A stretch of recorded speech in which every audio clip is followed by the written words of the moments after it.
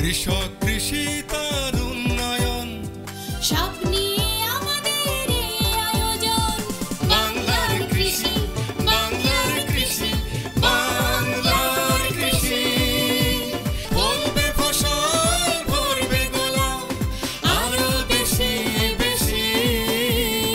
বাংলার কৃষি, বাংলার কৃষি, বাংলার কৃষি, বাংলার কৃষি, বাংলার কৃষি। কৃষি তথ্য, প্রযুক্তি, পরামর্শ এবং মাঠ ফসলের করণীয় সম্পর্কে জানাতেই আমাদের এই বাংলার কৃষি। প্রিয় কৃষক ভাইরা, বাংলাদেশ টেলিভিশনের নিয়মিত কৃষি বিষয়ক অনুষ্ঠান বাংলার কৃষি দেখার জন্য আমি আব্দুল শহীদ মিঠু আপনাদের আমন্ত্রণ এবং শুভেচ্ছা জানাচ্ছি। আমাদের আজকের বিষয় বাণিজ্যিকভাবে মাশরুম সম্প্রসারণ। মাশরুম খাবার উপযোগী এক ধরনের ছত্রাক। এটি খুবই মুখরোচক খাবার। আমাদের দেশে প্রতি বছর 40,000 মেট্রিক টন মাশরুম উৎপন্ন হয়, যার আর্থিক মূল্য 800 কোটি টাকা। এ ফসলের চাষ সম্প্রসারণের মাধ্যমে পুষ্টি উন্নয়ন ও দারিদ্র্য হ্রাসকরণে কার্যক্রম পরিচালিত হচ্ছে। মাশরুমে রয়েছে protein, vitamin, mineral, amino acid, antibiotic ও অ্যান্টিঅক্সিডেন্ট। এই খাবার খেলে শরীরে কোলেস্টেরল জমার সম্ভাবনা থাকে না। ডায়াবেটিস ও উচ্চ রক্তচাপ নিয়ন্ত্রণ, ক্যান্সার, জন্ডিস, হৃদরোগ, টিউমার, যৌন অক্ষমতা, রক্ত স্বল্পতা ও মেদভুঁড়ি প্রতিরোধ এবং হাড় ও দাঁত শক্ত, চুল পাকা ও চুল পড়া রোধ করতে এটি কার্যকরী। প্রকৃতিতে মাশরুমের কয়েক হাজার জাত রয়েছে, যার মধ্যে 8 থেকে 10টি জাতের বাণিজ্যিক চাষাবাদ হয়ে থাকে।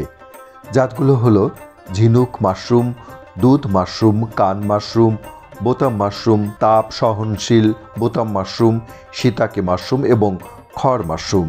বাংলাদেশের সব জায়গায় এসব জাত চাষ হয়ে থাকে।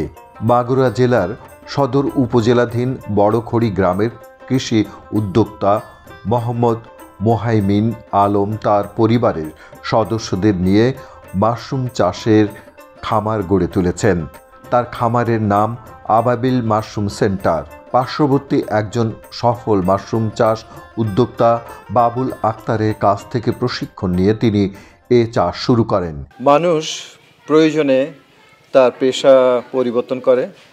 আমরা জানি যে আমাদের গ্রামে যে সমস্ত মানুষ রয়েছে ওনারা কিন্তু কৃষি কাজের সঙ্গে সম্পৃক্ত, কিন্তু নতুন কোনো ফসল বা নতুন কোনো প্রযুক্তি আসলে কিন্তু আমাদের কৃষক ভাইরা সেটা এখন লুফে নিচ্ছে। কারণ আমাদের কৃষি বিভাগ যে আছে, কৃষি সম্প্রসারণ অধিদপ্তর এবং অন্য অন্য যে কৃষি বিভাগের কর্মকর্তা আছে, ওনারা কিন্তু বিভিন্ন সময় প্রযুক্তি সাপোর্ট দিচ্ছে আমাদের কৃষক ভাইদেরকে। আমরা এরকম একটি জায়গায় এসেছি যেখানে হলো মাশরুম পল্লী বলে এটাকে। প্রায় 200-300 ঘরে এখানে মাশরুম চাষ হচ্ছে, সেই রকম একটি পল্লীতে এসেছি। আমরা এখন কথা বলবো যিনি এই মাশরুম এখানে চাষ করছেন তার সাথে। কি নাম ভাই আপনার? আসসালামু আলাইকুম, আমার নাম মোহাম্মদ দিদারুল ইসলাম। দিদা ভাই কেমন আছেন আপনি? আলহামদুলিল্লাহ ভালো আছে। দিদা ভাই, আপনাদের এই গ্রামটা তো মাশরুম গ্রাম বলে এবং অনেক পরিবার এই মাশরুম কাজের সাথে যুক্ত আছেন। তো কত ঘর আছে এখানে? 300-400 ঘর আছে। প্রথম শুরুটা হয়েছিল কিভাবে এখানে? প্রথম শুরুটা হচ্ছে আপনার এই ডিম মাশরুম সেন্টার বাবুল আক্তার ও যশোর হর্টিকালচার থেকে ট্রেনিং নেয়। ট্রেনিং নিয়ে সে নিজে ছোট করে শুরু করে। জি, শুরু করে ওনার দেখা দেখি মনে হয় আমরা সবাই শুরু করেছি, তাও ওই ওনার কাছ থেকেই প্রশিক্ষণ নিয়ে। আচ্ছা, তো আপনার ছেলে তো আপনাদের এই ফার্মটা চালাচ্ছেন এবং সাথে আপনারা সবাই আছেন। উনি এখন অসুস্থতার কারণে দেশের বাইরে আছেন। এরপর কি করবেন আপনারা? মানে এই যে আপনারা মাশরুম চাষ করছেন, আপনাদের এত বড় এই যে বিভিন্ন মানুষের কর্মসংস্থান হয়েছে, মানে এটা আরো আধুনিক করে আরো আধুনিক করে করার ঠিক আছে। আচ্ছা, ওই কৃষি অফিস আপনাদের কিভাবে সহযোগিতা করে? বিভিন্ন আপনার এই কৃষি যেসব অনুদান আছে, মানে কৃষি পর্যায়ে ওইগুলো অনুদান আমাদের দেয়, সহযোগিতা করে। আচ্ছা, আপনি কি এটার উপর প্রশিক্ষণ নিয়েছেন? হ্যাঁ, নিয়েছেন। কোথা থেকে? আমি ওই মাশরুম সেন্টার থেকে নিয়েছি, ডিম মাশরুম সেন্টার থেকে। ওখান থেকে প্রশিক্ষণ নিয়েছেন। তো এখন মাশরুম উৎপাদন করতে তো আপনাদের কোনো সমস্যা হচ্ছে না? আপনারা তো স্পুনও বিক্রি করছেন, স্পনও বিক্রি করছি। স্পুন কত করে বিক্রি করছেন এখন? স্পন বিক্রি করতে এখন 40 টাকা পিস। এক পিস 40 টাকা। 40 টাকা। উৎপাদন খরচ কত হয়? উৎপাদন খরচ আপনার 20-25 টাকা। 25 টাকা প্রতিদিন যাচ্ছে। এতে মাশরুমের চাহিদা কি বৃদ্ধি পাচ্ছে? চাহিদা বৃদ্ধি পাচ্ছে। চাহিদা মানে আপনারা উৎপাদন যেটা করছেন সেটাতে মানে ফেলে রাখতে হচ্ছে না, না? ফেলে রাখতে হচ্ছে, আরো চাহিদা অনুযায়ী আমরা মাল দিতে পারতেছি না। মানে এত চাহিদা? এত চাহিদা হয়ে গেছে। আপনারা কোথায় কোথায় মাল পাঠান? আমরা বাংলাদেশের সব প্রান্তেই মাল পাঠাই। কিভাবে পাঠান? এটা হলো আপনার যে পরিবহন যোগে। আচ্ছা, বেশি যায় হচ্ছে আপনার ঢাকা, কক্সবাজার, চিটাগাং, এগুলো জায়গায় বেশি চলে। ওই সব এলাকায় আর ওনারা ওই আপনাদেরকে টাকা কিভাবে দেয়, পরিশোধ করে? ওইটার টাকা আসছে আপনার বিকাশের মাধ্যমে পয়সা। বিকাশ না টাকা কি আগে পাঠায় নাকি আপনারা? অনেকে আগে পাঠায়, আবার দেখা যাচ্ছে দীর্ঘদিন ব্যবসা করতে করতে অনেকে দেখা যাচ্ছে টাকা বাকিও রাখে, পরে দিয়ে দেয়। এই খামারের পরিবারের সদস্য ছাড়াও বাইরের প্রায় 20 জনের কর্মসংস্থান হয়েছে এখানে। তিনি 2018 সাল থেকে সফলতার সাথে এই কাজ করছেন। জীবাণুমুক্ত পরিবেশে খামার পরিচালনার জন্য তার অটোক্লেভ রয়েছে। মাশরুম চাষের পাশাপাশি স্পুন তৈরি করে বিক্রি করেন তিনি। এই গ্রামের প্রায় 300টি পরিবার মাশরুম চাষের সাথে সম্পৃক্ত হয়েছেন। আমি ডিম মাশরুম সেন্টার থেকে প্রশিক্ষণ নিয়ে আমি এখানে মাশরুম চাষ করি। আমাদের যে মাশরুম আমরা তৈরি করি সেই শুকনা কাঁচা সব মাশরুম ময়মিন নেয়, আমাদের বিক্রয় করে দেয়। এই যে ময়মিনের হনি বীজ বানায়, মাস্টার মাদার বানায়, বাবুল আক্তারের হনু বানায়, যে শোনা মানে আমার বাড়ির কাজের পাশাপাশি আমি অন্যান্য কাজ পালি করি। বাবুল আক্তার মাশরুম থেকে আমি প্রথমে চাকরি করতাম, করার পরে সেখান থেকে কাজ শিখি। আর আমার ছেলে ও মহাইমিন, ওর প্রথম থেকেই মাশরুম করার ইচ্ছা। যখন ক্লাস 8-9 পড়ে তখন থেকেই মাশরুম করার জন্য একান্ত এইভাবে উঠে। তা আমি বলি যে বাবা আগে পড়ালেখা করো, পাশাপাশি মাশরুম চাষ করবা। তখন মাশরুম চাষ করলে ওর প্রথম বছরেই ও ভালো লাভবান হয়।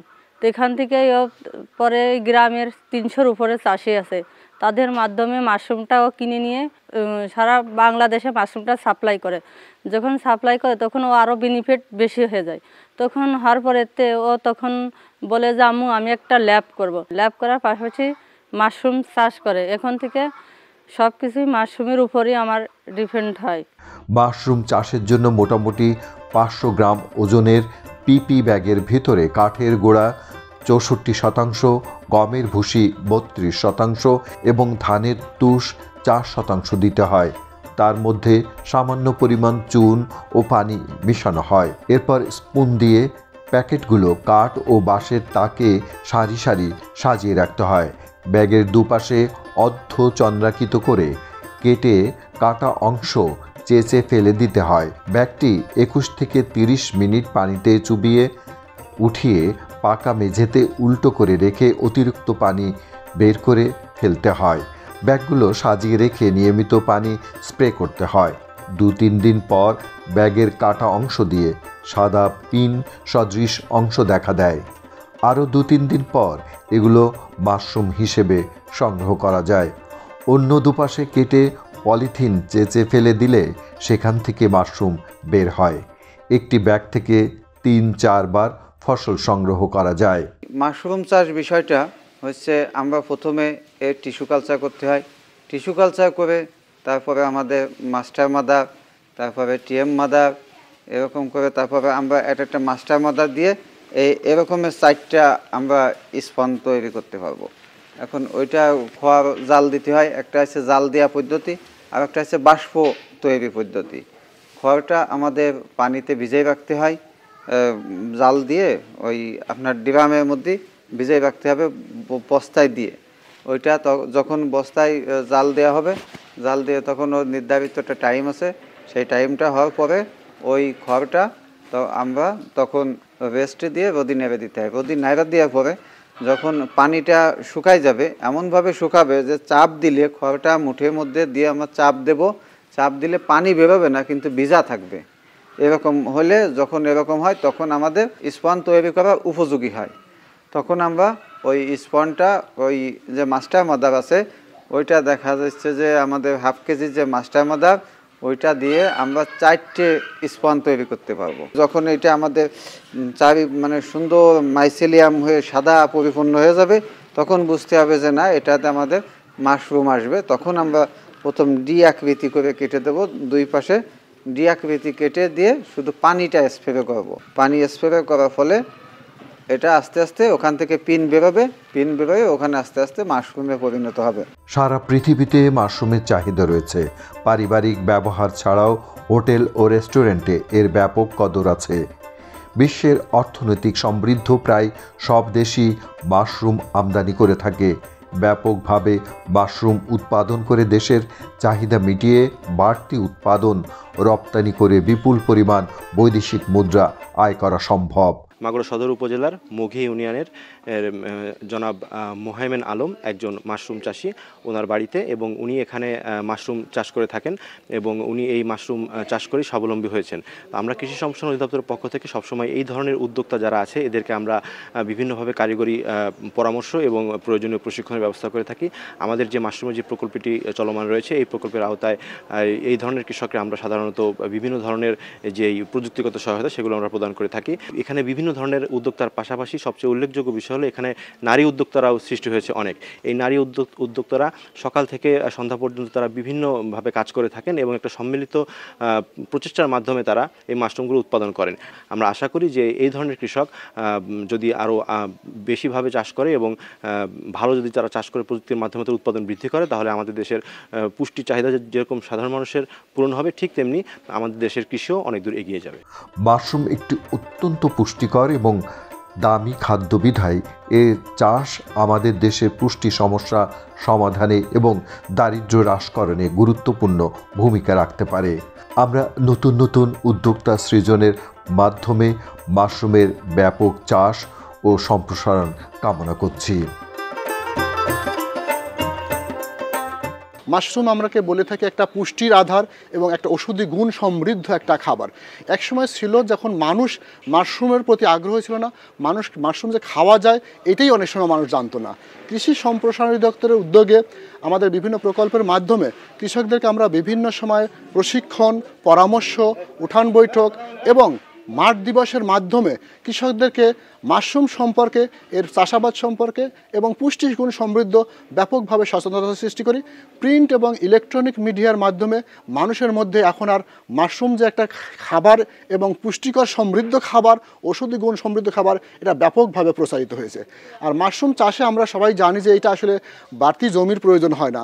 আমাদের জনসংখ্যা দিন দিন বাড়তেছে, মানুষের খাদ্য এবং পুষ্টির চাহিদা পূরণের জন্য মাশরুম একটি গুরুত্বপূর্ণ ভূমিকা পালন করতেছে। এই ক্ষেত্রে আমরা দেখছি যে আমাদের অনেক তরুণ উদ্যোক্তা আছে যারা এই প্রশিক্ষণ নেওয়ার পরে তারা মাশরুম চাষে আগ্রহী হয়েছে এবং তারা এখান থেকে এই মাশরুম চাষটাকে একটা বাণিজ্যিকভাবে নিয়েছে। ঠিক একইভাবে আমরা কৃষি সম্প্রসারণ দপ্তর মাগুরার পক্ষ থেকে বিভিন্ন উদ্যোক্তা তৈরি করেছি, তাদেরকে প্রশিক্ষণ দিয়েছি এবং তাদের প্রদর্শনের মাধ্যমে বিভিন্নভাবে প্রথমে মাশরুম চাষ শুরু করেছি এবং তার দেখা দেখি আরও আশেপাশে অনেকেই মাশরুম চাষ শুরু করেছে।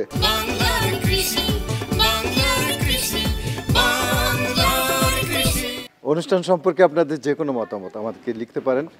লিখবার ঠিকানা প্রযোজক বাংলার কৃষি, কক্ষ নম্বর 3016, বাংলাদেশ টেলিভিশন ভবন, রামপুরা, ঢাকা 1219। ইমেল বাংলার কৃষি 1314@gmail.com। Facebook Bangladesh television. ইচ্ছে করলে অনুষ্ঠানটি ইউটিউবে দেখতে পারেন। কৃষক ভাইরা, আজ এ পর্যন্তই। আপনারা সবাই ভালো থাকুন, সুস্থ থাকুন, এই কামনা শেষ করছি আজকের বাংলার কৃষি। আল্লাহ হাফেজ। কৃষক কৃষি